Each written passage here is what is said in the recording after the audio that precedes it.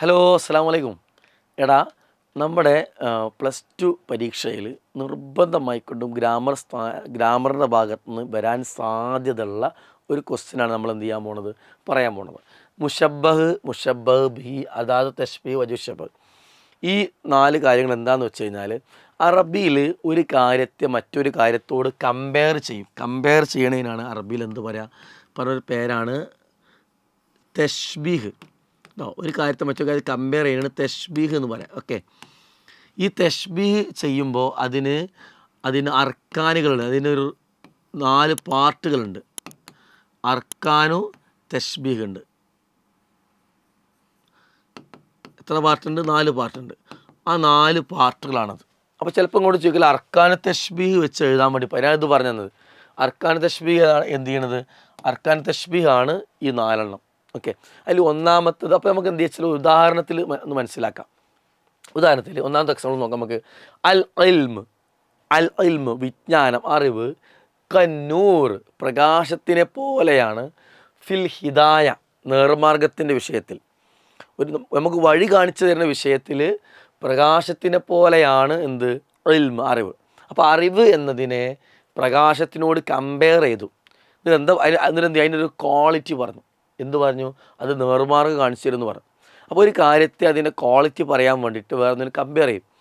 ഇങ്ങനെ പറയണതിൽ മുഷബ്ബഹ് എന്ന് പറഞ്ഞാൽ എന്താണെന്നറിയോ? എന്തിനെയാണോ നമ്മൾ കമ്പയർ ചെയ്യണം അതിന് മുഷബ്ബഹ് എന്ന് പറയാം. ക്ലിയർ? എന്തിനോടാണോ കമ്പയർ ചെയ്യണം അതിന് മുഷബ്ബഹ് ബിഹി എന്ന് പറയും.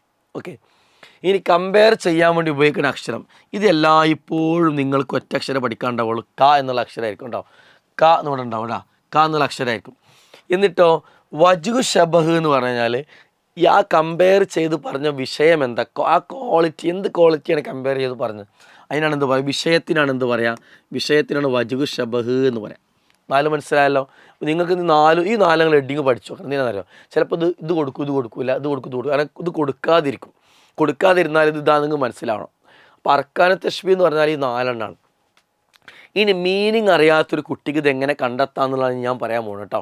അപ്പോൾ നിങ്ങൾ ചെയ്യേണ്ടത്, ഞാൻ പറഞ്ഞില്ലേ, ഇത് ഫിക്സഡ് ആയിരിക്കും. എന്ത്? അതാത് തശ്ബീഹ് കമ്പയർ ചെയ്യാൻ ഉപയോഗിക്കുന്ന അക്ഷരം അത് സെയിമാണ്. അത് എല്ലാത്തിലും നിങ്ങൾക്ക് ക മാത്രമേ ഉണ്ടാവുള്ളൂ. അപ്പോൾ നിങ്ങൾ ക എന്നുള്ള ഇവിടെ എഴുതി. എന്നിട്ട് നിങ്ങൾ ചെയ്യേണ്ടതെന്ന് വെച്ചാൽ ഇതിൽ ക മാർക്ക് ചെയ്യാം. ക മാർക്ക് ചെയ്ത് എന്നിട്ട് എന്ത് ചെയ്യണമെന്നല്ലോ, ഈ ക്യാഫില്ലേ, ഈ ക്യാഫിൻ്റെ മുമ്പുള്ളതായിരിക്കും എപ്പോഴും മുഷബ്ബഹ്. അപ്പോൾ അൽ മുദരിസ് എന്നുള്ളതാണ് ഇവിടെ മുഷബ്ബഹ്. മീനിങ് അറിയില്ലെങ്കിൽ നിങ്ങൾക്ക് എന്ത് ചെയ്യാം? ഇത് കണ്ടെത്താം. Okay, clear? ഇതിനോട് ചേർന്ന് വരുന്നതായിരിക്കും എന്ത്? മുഷബ്ബഹ് ബിഹി. അപ്പോൾ എന്താ വരിക? അൽ വാലിദ് എന്നുള്ളതായിരിക്കും എന്ത്?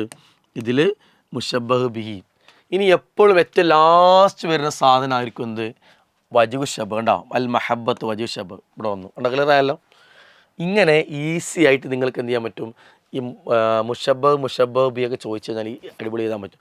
ഇനി ഇത് മറ്റൊരു ചോദ്യം വരാൻ സാധ്യത, ഇതുള്ള ഈ അർക്കാനു തശ്ബീഹ് ഉള്ള സെൻറ്റൻസ്. അപ്പോൾ നിങ്ങൾ 2 സെൻറ്റൻസ് പഠിച്ചു പോയാൽ മതി.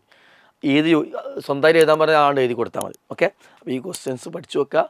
പരീക്ഷയ്ക്ക് ചോദ്യം വരും, ആൻസർ ചെയ്യുക, 4 മാർക്ക് കിട്ടും. അസ്സലാമു അലൈക്കും.